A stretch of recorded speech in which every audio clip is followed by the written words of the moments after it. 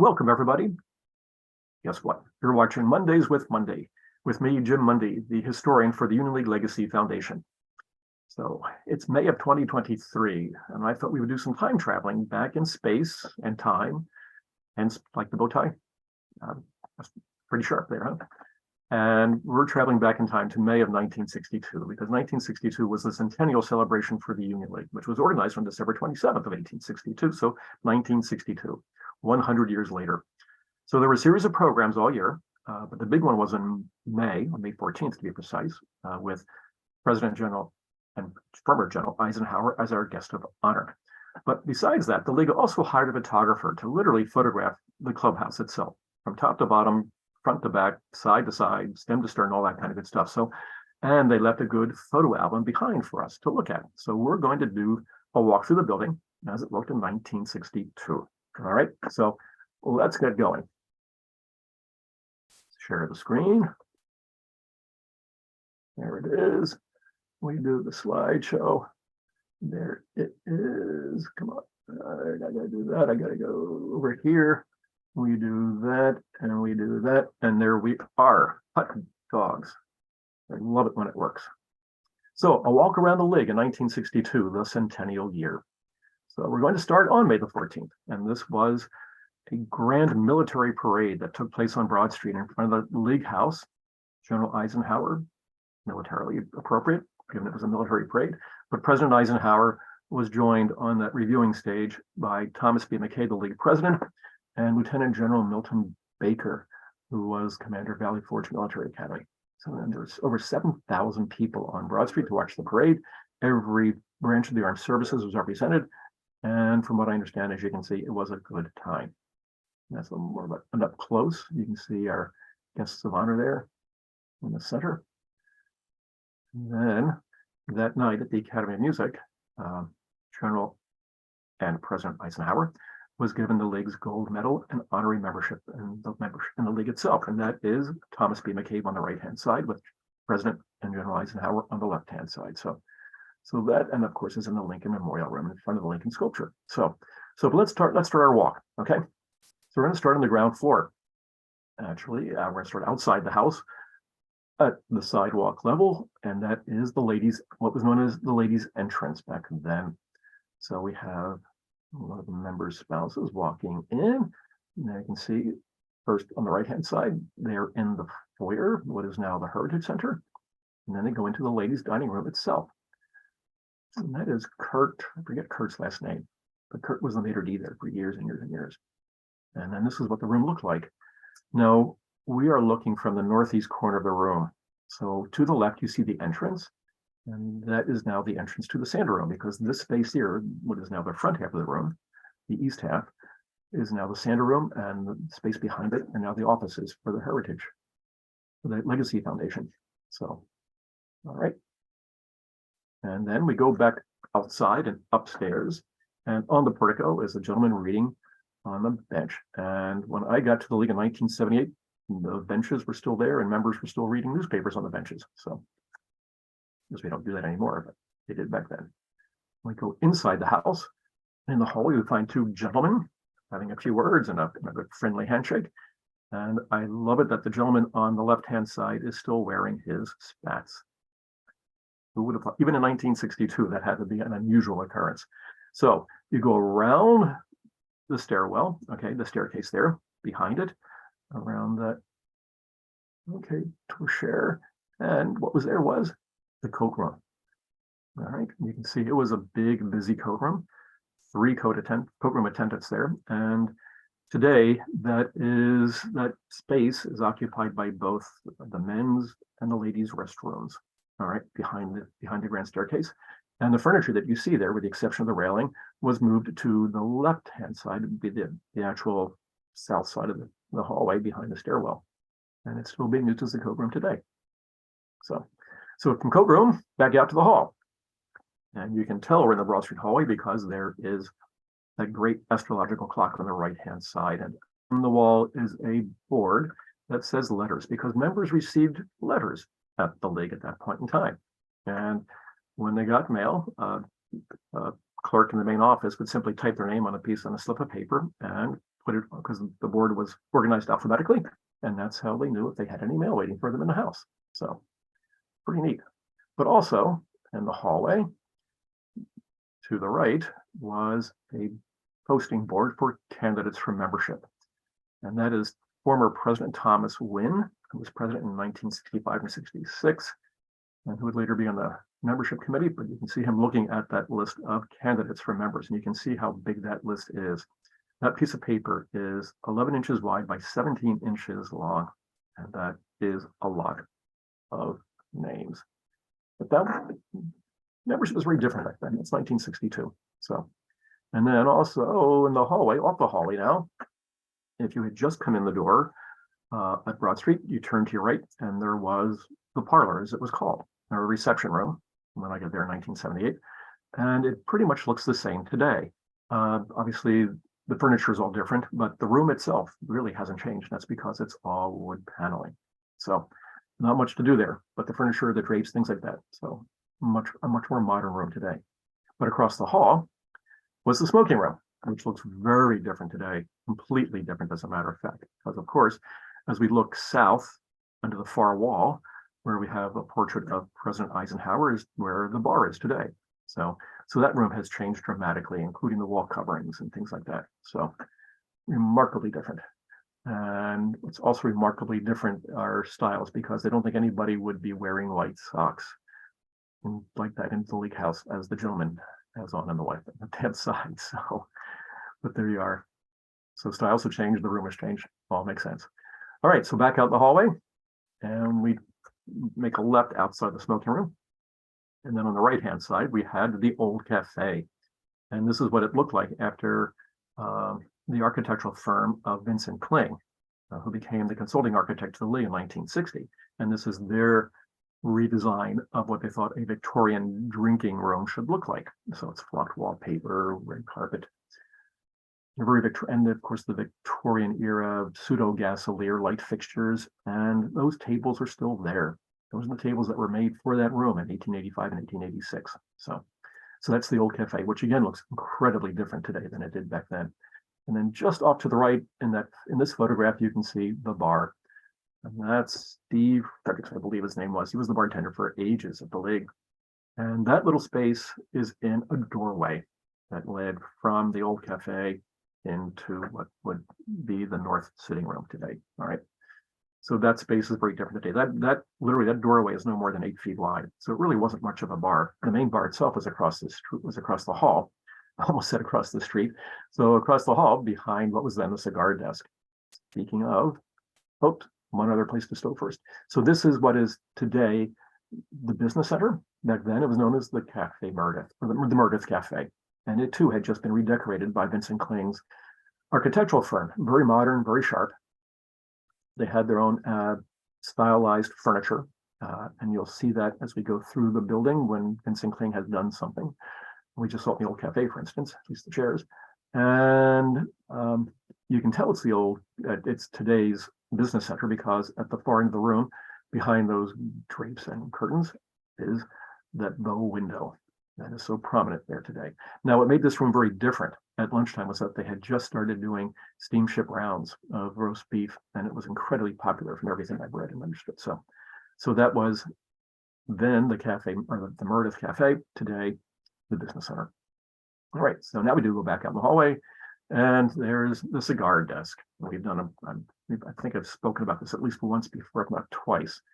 And behind it was the main bar. So a profit center, not surprisingly.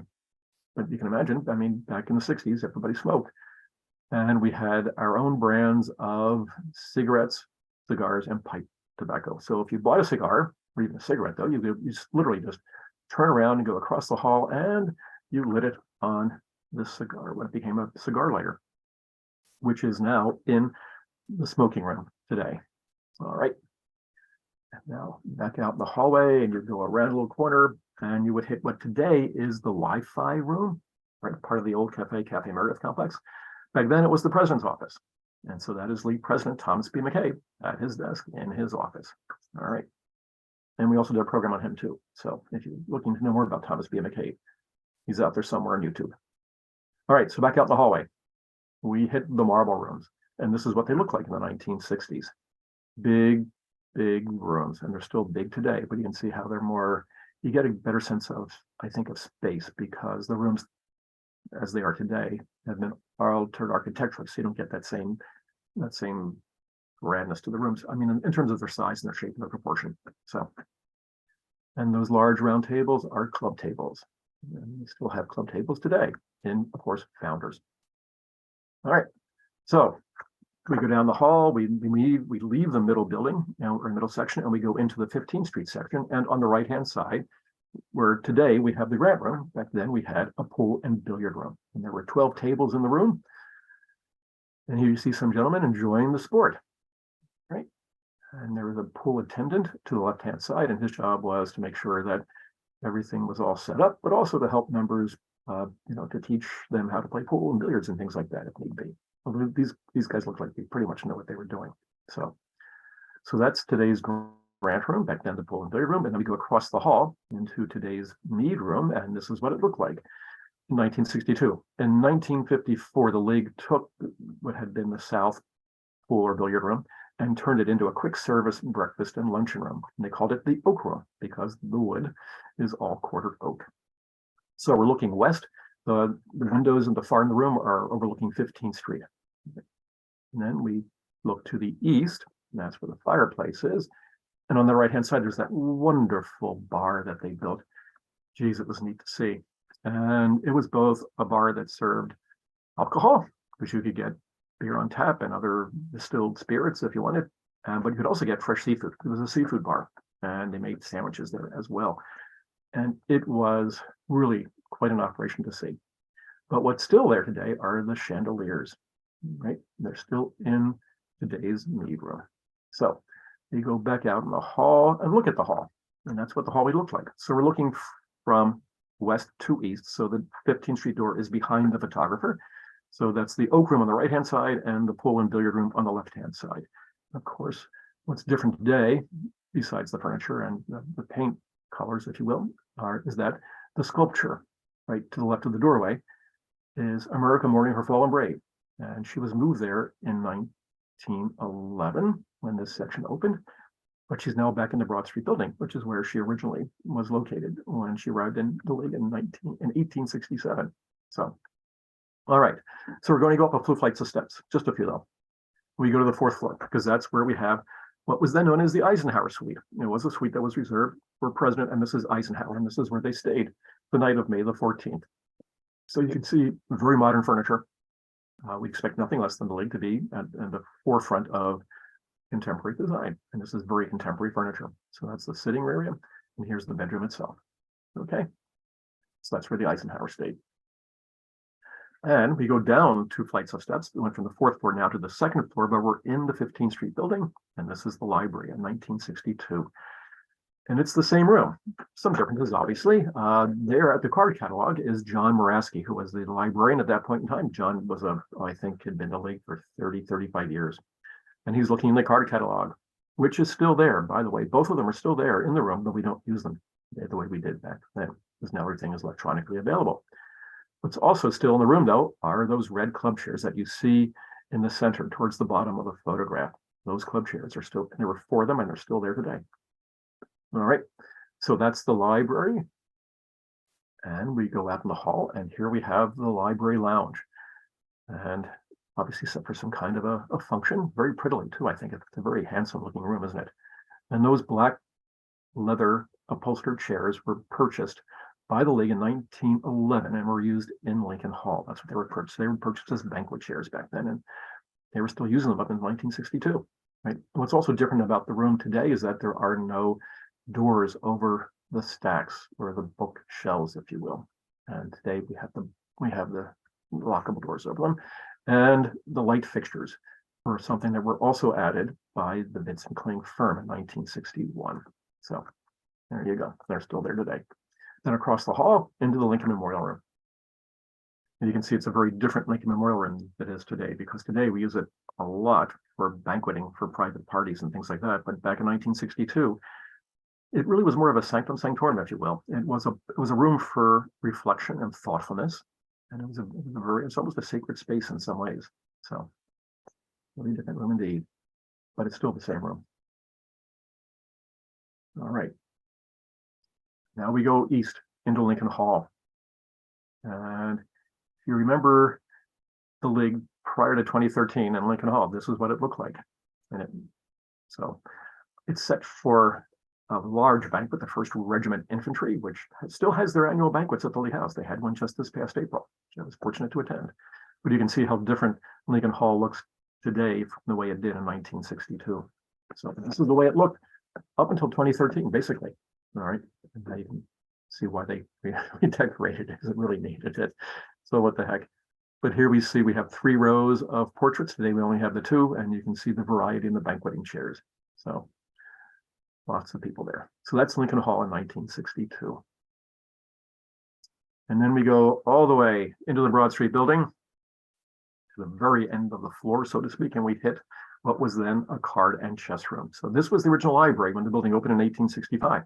But the library moved west in 1910 when the first of the 2 Trumbull editions opened, and this became a card and chess room. And so this too was also just recently redecorated by the Vincent Kling firm. And you can see the upholstered chairs and the chess tables. And by the way, we still have one of those chess tables in the library, and they had been around since the 19th century. And this is us looking towards the southeast corner of the room, so the Broad Street off to the left. All right, and then we look at it from that corner to the doorway on the left, so we're looking to the north now. And you can see the card tables that were there at this point in time. All right. Okie doke. Now this room looks very different today, obviously. Everything, the wall treatment, the fixtures, light fixtures, the window treatment, the whole 9 yards. It's a very different room today. So, all right, we go down to the kitchen because we hadn't been there yet. So this is obviously, actually, when I got there when I came to Lake in 1978, there were 3 separate butcher areas, one for fish, one for poultry, and one for meat. So this is the general manager, Daniel Lehman, and he is watching the chefs who are also being watched by the executive chef. That's Peter Grassi on the left-hand side, as these chefs all fillet fish. And fresh fish, freshly butchered, and that's how food was done back then. So and we do it that way today now too. When we get fish into the house, our chefs butcher it themselves. So pretty neat. So the chef on the far right-hand side is George Karankolas, and he'd already been there for about 10 years, I think. And when I came to League in 78, he was still there. And George would be there until the 1980s, I think, maybe in the early 90s, when he would return to his family home in Greece. So George was a big guy, and he made soups. He made some of the best soups I think I've ever had. So that's the kitchen and some memories. Sorry. And here we have the Centennial dinner, and that's Peter Grassi again on the left-hand side, and with some of the things that they made for dinner that night. And here we have the Centennial cake, because that's Peter Grassi on the left-hand side, and that is Charles Camerano on the right-hand side. He was the pastry chef. And so his responsibility and his great task was to make the Centennial cake. And that's what you see in the background, with a replica of Gray Reserve's soldier on top. And there it is. Delicious. It looks, I'm sure they get every bit of it too. So that's the end of our walk through the League House. We started on May the 14th, we ended on May the 14th, and we saw a lot of stuff in between. So I hope you enjoyed that little walk through. And the next time you come into the League House, think of this and think of the way it looks today, and and let us know what you think. So once again, we thank you for watching these episodes of Mondays with Monday. We greatly appreciate your patronage and your comments and things like that. So we'll see you in 2 weeks when we're going to have a very different and special program, but I won't tell you what it is. You have to watch in 2 weeks' time. Okay. So in between, everybody, stay well, stay healthy, and thanks again for watching. Goodbye now.